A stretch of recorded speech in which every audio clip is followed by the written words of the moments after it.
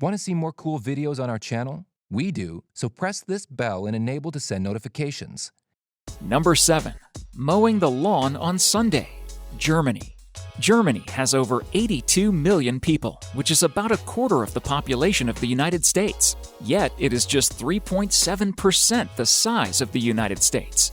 This means that Germany has lots of people crammed in a very limited space. One of the consequences of having too many people in a small space is noise. Lots of noise.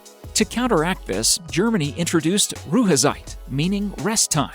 Noise is strictly forbidden during Ruhezeit, which is generally from 8 to 10 p.m. until 6 a.m. the next day.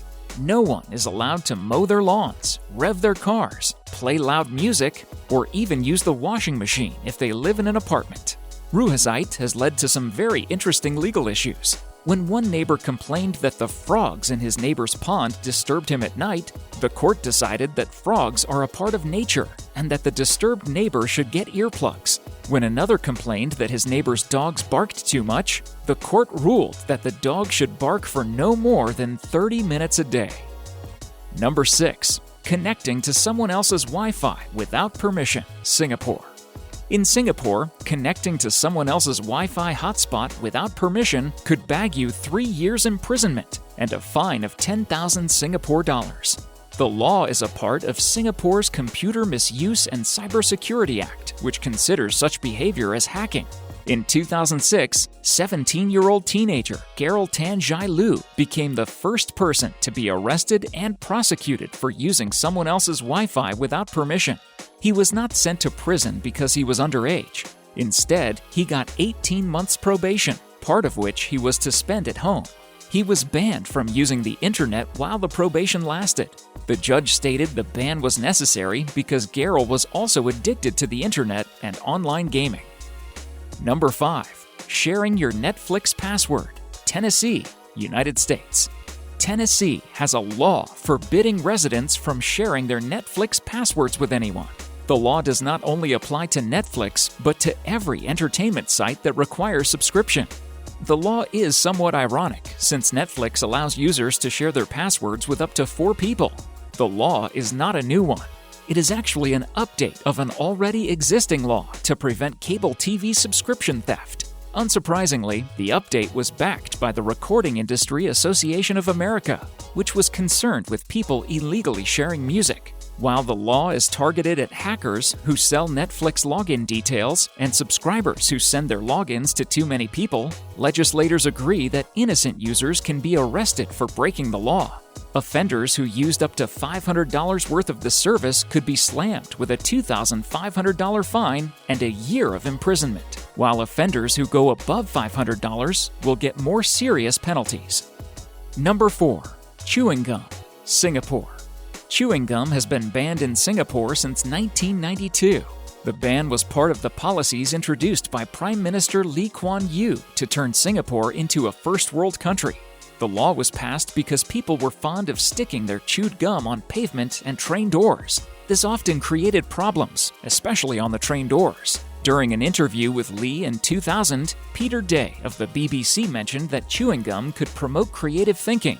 Lee stated that chewing gum was nothing short of an act of mischief. He added that anyone who felt he could not think or be creative without chewing gum could just chew a banana. Singapore relaxed the ban in 2004 when the government permitted pharmacists and dentists to sell medical chewing gum. This means chewing gum lovers need a medical prescription to buy gum. However, tourists are allowed to bring limited amounts of chewing gum into the country for personal use. Number 3. Compulsory HIV tests for suspected HIV carriers. Greece. In 2012, the government of Greece introduced Public Health Decree 39A, a controversial law that permits the police to arrest people on suspicion of being HIV positive and test them against their will. Anyone found positive will have their pictures and personal details published in the newspapers. They can also lose their jobs and be evicted from their homes without warning. The law was passed in 2012 after Greece witnessed a spike in new HIV infections. Between 2011 and 2012, it experienced a 200% increase in new HIV cases. In 2012, police rounded up hundreds of women and tested them. 17 tested positive. The government published their details and pictures in the papers and on the internet. The government added that they were prostitutes, even though there was no evidence to prove such. Even if there was, it was unethical. Number 2. Marrying someone your parents don't like. France. In November 2010, Frenchman Stéphane Sage was hours away from tying the knot with his Hong Kong girlfriend, Man Sin Ma, also called Mandy, when his parents ruled against the marriage. Sage's parents were able to cancel the wedding because of an old French law passed in 1803 that allowed parents and grandparents to overrule the wedding of their children and grandchildren. Originally, Sage's parents claimed they opposed the marriage because Mandy was only marrying their son to gain French nationality. In court, they claimed Mandy was a Chinese spy. The court determined that Sage could marry Mandy since his parents had no tangible reason for opposing the marriage. Number 1. Possession of a permanent marker while on private property. Oklahoma City. In December 2010, an unnamed 13-year-old student at Roosevelt Middle School in Oklahoma City, Oklahoma, was placed under citizen's arrest by one of his teachers, Ms. DeLynn Woodside, because he wrote on a paper with a permanent marker, and it bled onto his desk. Ms. Woodside claimed that the unnamed boy had also written on the desk with the marker. An officer of the Oklahoma City Police Department took the boy to a juvenile detention center. The boy's arrest had nothing to do with the fact that he wrote on his desk with a marker. The problem was the marker. Ordinance 35-202 of Oklahoma City makes it illegal for anyone to be in possession of spray paint or permanent marker on private property without prior permission. The law was passed to prevent graffiti artists from making graffiti on private property.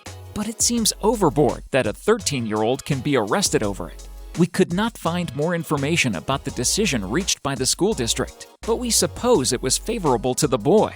Otherwise, we would have been treated to a ridiculous legal battle over whether a public school qualified as private property. Thank you so much for watching, and if you enjoyed the video, please let me know by clicking the like button.